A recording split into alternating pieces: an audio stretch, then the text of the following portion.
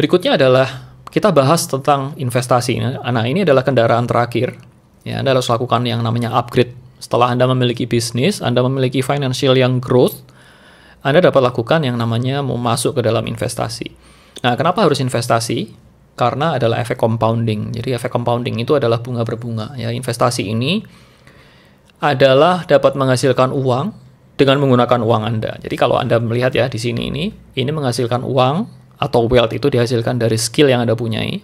Kalau bisnis ini menghasilkan kekayaan itu dari sistem, Anda rely atau bergantung kepada sistem. Kalau ini itu menghasilkan kekayaan dari uang yang Anda punyai. Jadi ini adalah 3 kendaraan yang paling keren, saudara, yang dapat meningkatkan wealth Anda secara signifikan.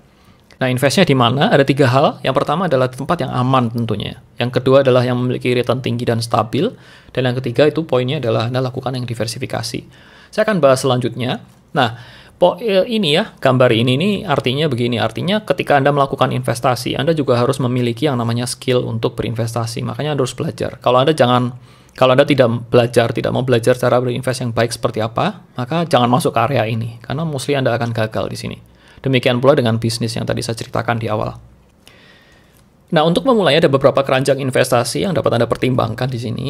Ya, salah satunya adalah Anda dapat invest pada properti. Ya, properti ini memiliki spesifik yang khusus di mana Anda dapat membeli misalkan rumah, apartemen, villa, atau kos-kosan yang dapat Anda sewakan. Nah, tapi tentu saja ini harus sesuaikan dengan budget Anda. Kalau Anda belum mampu untuk memiliki cicilan properti KPR, Anda sebaiknya bisa mengalokasikannya pada investasi yang lain.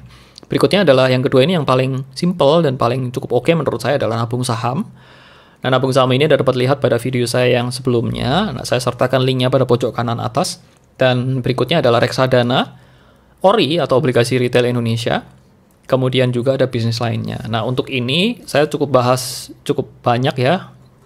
Saham dan reksadana dan juga ORI ini mungkin belum saya sempat bahas, tapi intinya ini adalah mirip deposito, tapi bunganya lebih tinggi, begitulah. Nah, bisnis lainnya ini adalah suatu bisnis yang dapat Anda invest di dalamnya, yang Anda bisa joinan sama orang, tapi mesti hati-hati juga ya di sini ya. Tapi intinya opportunity itu ada, jadi Anda berinvest kepada bisnis orang lain, begitu.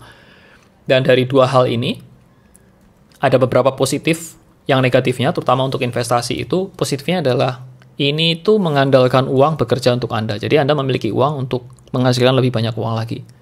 Nah, pada saat investasi ini, Anda tidak lagi membarter waktu dengan uang, dan sifatnya adalah pasif.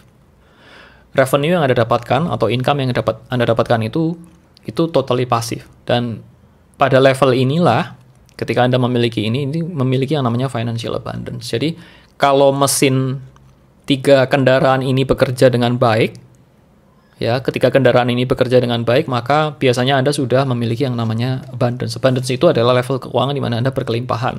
Anda tidak lagi mikir hal-hal yang basic lagi, tetapi Anda memikir bagaimana Anda memberi impact bagi orang lain. Anda mungkin kasih sumbangan ini dan itu. Anda tidak lagi mikirin dengan soal keuangan, itu no issue lagi buat Anda.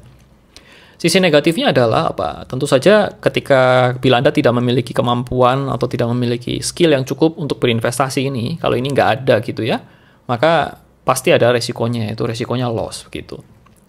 Nah, mengenai passive income, kalau Anda melihat ya pada level yang atas ini adalah tempat di mana Anda bisa bebas secara finansial. Ya, Anda bisa memiliki yang namanya itu 3 hal ini, freedom of money, freedom of time, Anda punya uang ini, Anda nggak usah pusing lagi, money is no issue for you. And number 2 adalah time, Anda bisa punya bebas waktu untuk menghabiskan waktu bersama orang-orang yang Anda sayangi. Ya, yang ketiga adalah memiliki pilihan, Anda pilih bebas untuk tidak lagi bekerja di karyawan di sini, atau Anda tetap bekerja, it's fine. Tapi itu Anda punya pilihan.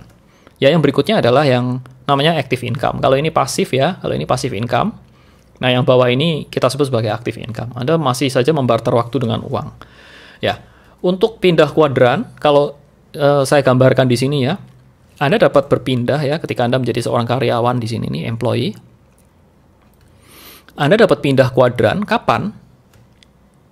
Itu adalah ketika ini ya, bisnis Anda ini itu menurut saya ya, ini subjektif mungkin, ini sudah berjalan normal 3 tahun, stabil, income-nya stabil. Dan juga Anda sudah sanggup menutup seluruh pengeluaran Anda dari bisnis Anda. Jadi kalau gaji Anda ini sudah dapat digantikan, ya pengeluaran bulanan Anda di sini ini, dari gaji Anda ini sudah dapat di-replace atau digantikan dengan bisnis Anda ini, itu saatnya buat Anda untuk, saran saya itu ya resign, dan Anda mengembangkan full di bisnis dan investasi Anda.